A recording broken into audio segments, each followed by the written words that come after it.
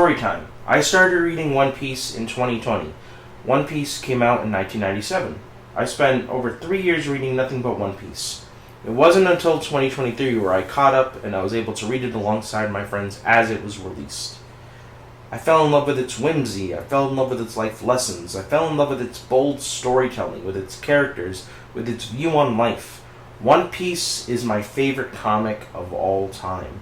If you know me, you know how much Batman means to me. I have over 30 of the comics, 20 of the movies, 10 of the games, but I love One Piece even more. One Piece created a world that balances tone like no other.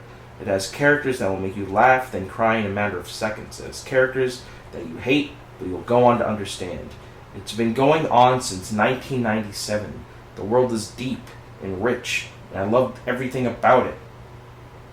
COVID broke something in society that hasn't been fixed. Its sense of everyday life dragging you down has intensified, and nothing has ever remedied that feeling. Not jobs, not bosses, not appointments that you have to do, not going to the grocery store because prices have gone up. So to have something I can run to that gives me something back, something I can look forward to, something I can check in with characters I love, that I've grown to appreciate, is important, is something I need. The media you consume is important because it can shape your outlook on life. It can help give you perspective. Now look, I know what this series is, whatever this is. I talk about something I appreciate.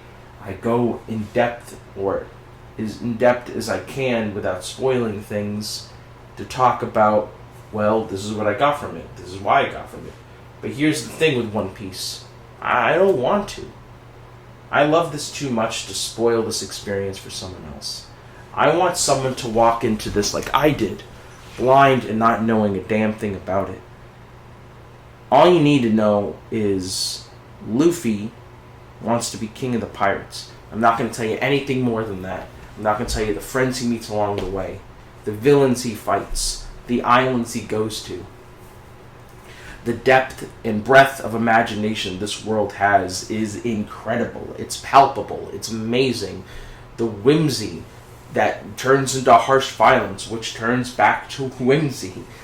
Everything is incredible, and it's something only that manga and anime can truly do.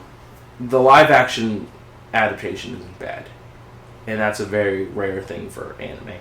But I think that the medium it's meant to live in is comics and anime. And when I say the media you consume is important, it is.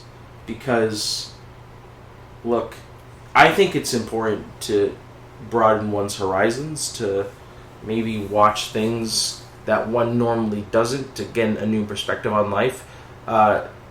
If anyone's listening, this is funny because I really don't care about watching Barbie. But that's another subject for another time that I'll never get into. But anyway, what's so incredible about trying One Piece, what was incredible about trying One Piece is when I first heard of the series, I chanted along the course with everyone else. It's too long, the art direction isn't good, but I didn't really know anything about it. I wasn't drawing on my own conclusion. I wasn't looking at the facts presented to me without just wanting to sound smart, like I touched upon in the last episode. One Piece became such an important thing from not allowing me to break in all those tumultuous times. And even still, with the stresses and pressures, if I could go back and define 2020, I would say it was One Piece and Final Fantasy XIV. These were things that allowed me to reach into other worlds and for a second forget about mine. And sometimes you need that.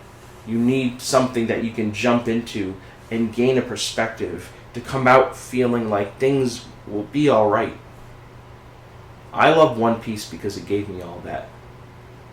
I caught up because I needed to see where this adventure took me. I needed to see what Oda-san, the creator of One Piece, had in store for me. I'm still on that journey.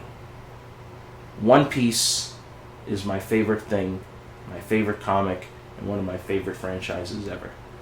Thanks for listening.